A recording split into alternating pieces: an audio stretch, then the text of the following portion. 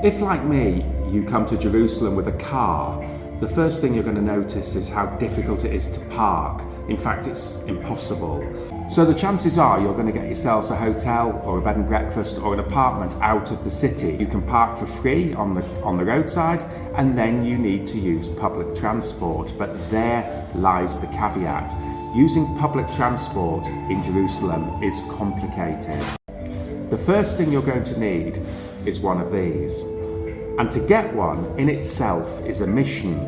The bus drivers don't sell them, neither do the tram drivers. You have to go to a retail facility, but not all of them sell them. The best thing is to ask at your hotel or your bed and breakfast before you leave. The next thing you have to do is top it up. Topping up is actually quite easy. Almost all shops, retail outlets, supermarkets, fuel stations will top these things up.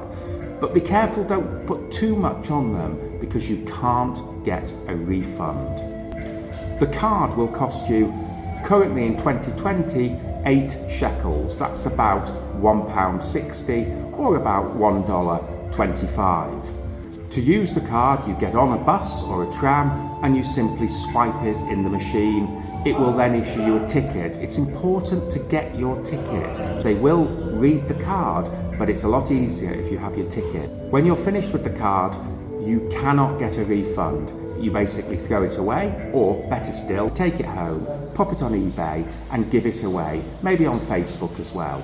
It's 5 shekels 90 per journey on a bus or a tram, and they charge per journey. If you only go on one stop, you've paid $5.90. If you go on the whole route, you've paid $5.90.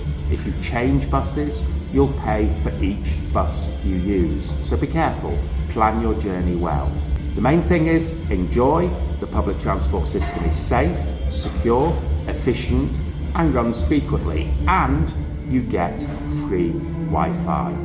Have a great time in Jerusalem. Thanks.